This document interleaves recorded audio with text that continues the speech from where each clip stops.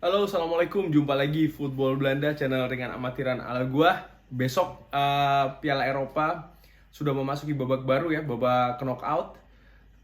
Grup phase-nya sudah selesai ya. Besok pertandingan pertama akan dimulai oleh Wales melawan Denmark di Amsterdam, yang insya Allah akan gua saksikan langsung ya, kalau semua lancar. Nah, gua kan sebelumnya sempat bikin prediksi nih ya, di grup phase siapa yang lolos, lalu skemanya seperti apa sampai yang juara. Pada saat itu kan gua prediksi Prancis yang akan jadi juara ya. Setelah memasuki grup phase ini, iseng-iseng gue pingin bikin prediksi juga ya, preview sekalian untuk semua pertandingan 16 besar ya, babak per-8 final kalau nggak salah kan. Sorry, bukan 16 besar, tapi per-8 final deh ya. Gue pingin bikin ya iseng-iseng prediksi ringan amatiran ala gue. Memang ya di prediksi gue sebelumnya di grup phase, gue akuin nggak semuanya bener ya. Ada beberapa yang tidak tepat, seperti Turki yang gue prediksi akan lolos, North Macedonia gue prediksi akan lolos, apalagi ya Spanyol yang gue prediksi sebagai juara grup ternyata tidak ya, dan lain-lain. Ya maksud gue kan prediksi ringan amatiran, bisa bener bisa salah ya. Gue bukan bukan yang pasti 100% bener, namanya juga prediksi iseng-iseng ya. Nah, kali ini gue mau bikin preview prediksi juga di knockout phase ya, sampai dengan final, bahkan mungkin prediksi ringan amatiran aja ya, siapa yang juara based on performa mereka selama group stage ya. Mudah-mudahan banyak yang benar, sekalipun juga kan nggak mungkin 100% ya. Oke, langsung gue mulai nih. Gue pingin pakai gaming.uefa.com lagi ya. Yuk. Oke, ini kita sudah di gaming.uefa.com. Kita mulai dari pertandingan pertama dulu ya. Walaupun gue udah bikin previewnya, tapi ya diulang sedikit. Wales melawan Denmark di Amsterdam.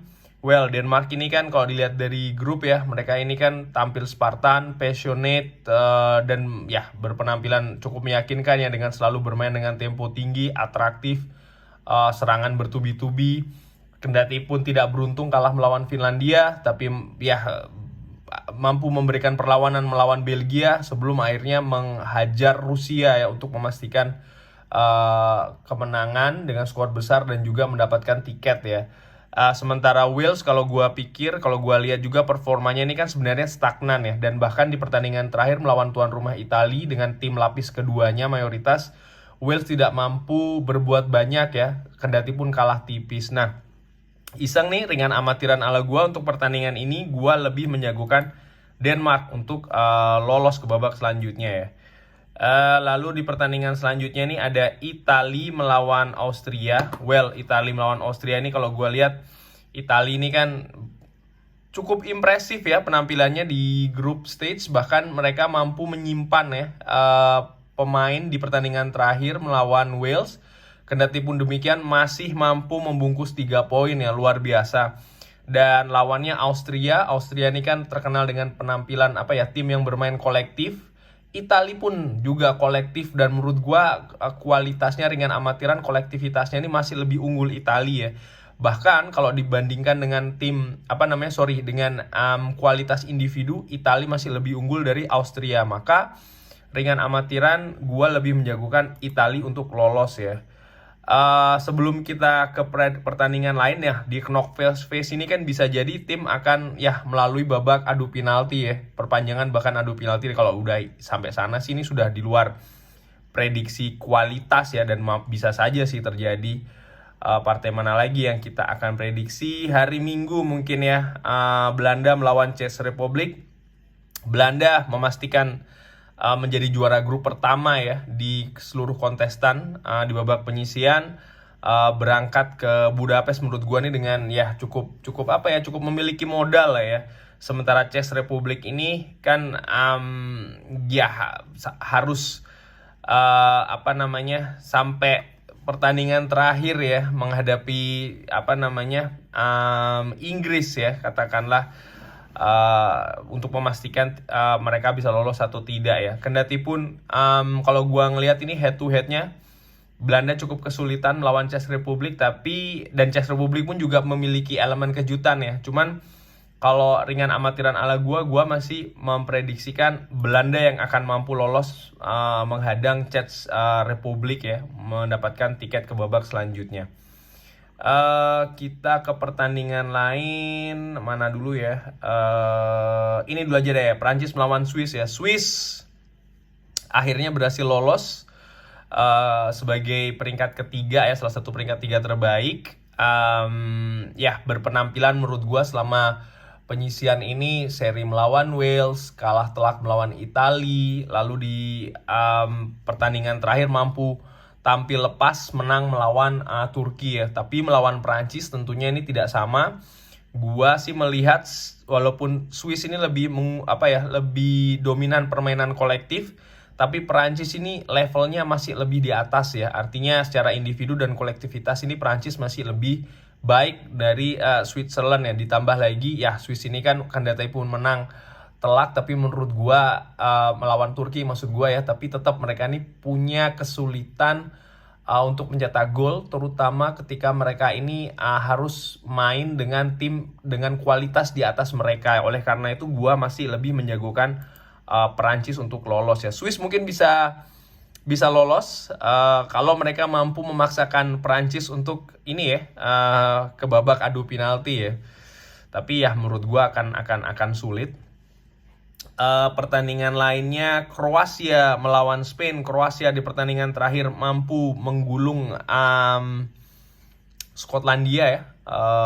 Kendati pun mereka sempat kalah di pertandingan awal menghadapi Inggris. Tapi menghadapi Spain ini menurut gua akan menarik ya, karena Spain sendiri ini kan berpenampilan bagus menurut gua, lumayan ya sepanjang babak penyisian. Hanya saja mereka ini kan kesulitan mencetak gol ya. Dan ini akhirnya mampu ditebus kesulitan ini ketika di pertandingan terakhir mereka menghancurkan Slovakia ya. Sementara Kroasia pun juga ya bermain luar biasa. Runner up Piala Dunia ini mampu memastikan tiket dengan menyingkirkan tuan rumah Scotland ya di kandangnya Scotland bahkan. Jadi menurut gua ini akan pertandingan berlangsung ketat. Tapi Kroasia ini masih, kalau gua ngelihat ya, mereka ini kurang kolektif. Artinya mereka ini masih lebih menggantungkan kepada beberapa pemain ya. Salah satunya adalah Luka Modric. Dan oleh karena itulah kalau gua sih ringan amatiran, gua masih lebih menjagokan Spain yang akan lolos ke babak selanjutnya ya. Di pertandingan selanjutnya Swedia melawan Ukraina. Nah ini juga seru ya. Swedia ini menurut gua tampil cukup cerdik di penyisian grup ya, dimana mereka berhasil memetik 1 poin menghadapi Spanyol. Menurut gue itu sesuai rencana mereka ya, walaupun mereka bermain bertahan, tapi mereka intinya sukses untuk mendulang angka 1 poin melawan tuan rumah Spain. Lalu setelahnya mereka berhasil memetik 3 poin ya berturut-turut melawan Slovakia, dan terakhir menang dramatis melawan Polandia. Nah khusus kemenangan terakhir melawan Polandia, kendati pun mereka sempat unggul 2-0, disamakan 2-2, tapi ini menunjukkan mereka memiliki mental ya, dengan berhasil mencetak gol di menit-menit terakhir ya. Sebaliknya Ukraina menurut gua penampilannya ini masih up and down, tidak konsisten, dan ya penampilan seperti ini dibawa ke knockout itu riskan kalau menurut gua ya. Di pertandingan awal pertandingan awal cukup bermain ya impresif menghadapi Belanda. Lalu ya menurut gue sih masih inkonsisten ya. Oleh karena itulah ringan amatiran ala gue masih lebih mengunggulkan Swedia untuk mampu lolos ya. Swedia sudah teruji pertahanannya cukup baik.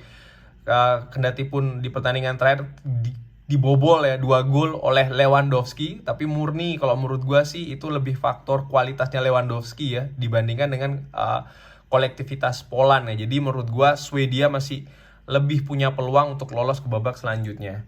Sekarang kita ke big match. Pertama Belgia melawan Portugal. Portugal di pertandingan terakhir ini kan cukup dramatis ya, mampu menahan imbang juara dunia 2-2 Prancis. Sementara Belgia ini menurut gue juga penampilannya juga tidak kalah mentereng ya dengan Kevin De Bruyne-nya.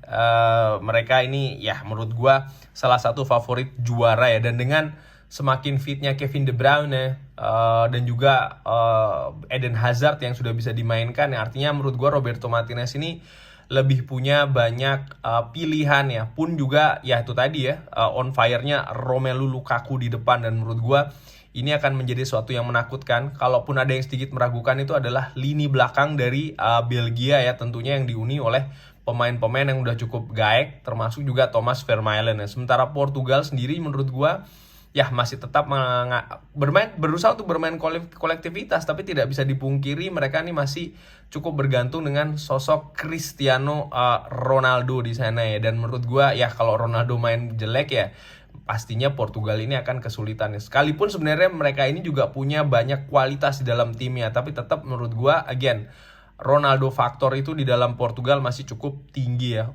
Oleh karena itulah ringan amatiran ala gua masih lebih menjagokan Belgia untuk lolos ke babak selanjutnya bertemu dengan Italia. Dan big match selanjutnya England melawan Germany. Well, England ini menurut gua akhirnya mampu memastikan lolos ke babak selanjutnya ya di pertandingan terakhir. Kendatipun ya sempat tertatih-tatih menang melawan Kroasia, lalu ditahan imbang oleh Scotland ya. Artinya ada up and down di sana. Bertemu dengan Jerman pun juga demikian ya, sempat bermain cukup bagus melawan Perancis kendatipun kalah, lalu bertampilan luar biasa menghajar Portugal. Sebelum di luar dugaan mereka menghadapi kebuntuan, bahkan sempat tertinggal 2 kali melawan Hungaria di kandang sendiri ya. Dan ini menurut gua ya menunjukkan bahwasanya Jerman ini yang tadinya diprediksi ketika mereka berhasil mengatasi Portugal, mereka sudah menemukan momentum, ternyata tidak demikian ya. Tapi Indian tetap Jerman mampu memastikan tiket dengan usaha mereka sendiri, memaksakan hasil imbang melawan Hungaria, kendatipun mereka sempat 2 kali tertinggal dan cukup kesulitan mencetak gol ke gawang Hungaria. Bagaimana ketika peluang mereka menghadapi tuan rumah Inggris ya? Kalau tidak salah ini kan akan dimainkan di London. Ini pasti akan partai seru. Akan banyak drama di sana. Cuman kalau gua ringan amatiran ala gua secara pribadi ini with all due respect ya, gua lebih menjagokan Jerman yang akan lolos. Kenapa? Ya, Jerman ini menurut gua ya mereka ini lebih bisa bermain kolektif ya dibandingkan dengan Inggris yang masih lebih kentara permainan individunya ya, terutama ya bermain ketergantungan terhadap Raheem Sterling ya kalau bisa dilihat ya. Penampilan Luke Shaw dan Maguire itu menurut gue sangat membantu tim Inggris ya, artinya memperkokoh lini pertahanan, dan ini pastinya akan menjadi ujian ya bagi Maguire dan juga Luke Shaw untuk menahan gempuran-gempuran dari Kimmich dan juga dari Gosens ya. Karena menurut gua mereka akan sering bermain untuk dari sisi samping ya, artinya umpan-umpan silang. Pun juga ya tentunya pemain-pemain depan dari Jerman ya. Cuman again, gua nilai Jerman lebih punya peluang lolos murni karena mereka lebih bisa untuk bermain secara kolektif ya. Jadi ini quarter final. Nah, dari quarter final ini gua ini akan bikin prediksi terakhir gua aja sini ya, ringan amatiran mengenai siapa yang akan jadi juara. Langsung aja cepet-cepetan, Belgia melawan Italia, gua sih lebih menjagokan Italia yang akan lolos. Prancis melawan Spain, gua masih pegang Prancis. Sweden melawan Germany, ini akan jadi partai menurut gue yang cukup unik ya. Cuman ya Der Panzer dengan spesialis turnamennya masih lebih gue jagokan. Belanda melawan Denmark pun juga ini akan seru ya. Tapi again dengan pengalaman di turnamen besar, gue lebih mengunggulkan Belanda untuk lolos. Italia melawan Prancis di semifinal, gue lebih cenderung Prancis yang akan lolos. Jerman melawan Belanda, ini juga partai akan seru, tapi melihat rekor terakhir ya, bisa dikatakan mereka bertemu, gue lebih cenderung Belanda yang akan lolos. Di final ya gue masih tetap pegang Prancis ya. Kendati pun gue mendukung Belanda, tapi tetap gue melihat Prancis ini punya lebih peluang ya untuk menjadi juara ya. Alasannya ya karena gue ngelihat kualitas squad aja sih, dan bagaimana cara mereka bermain ya. Kendati pun ya di pertandingan terakhir mereka seri melawan Portugal 2-2. Sekian prediksi ringan amatiran iseng-iseng ya, jadi belum tentu benar juga ini. Again, ini cuman iseng-iseng gua aja, disertai alasan ya. Mudah-mudahan berkenan. Jangan lupa like, jangan lupa subscribe, dukung terus Football Belanda, channel ringan amatiran ala gua. Wassalamualaikum.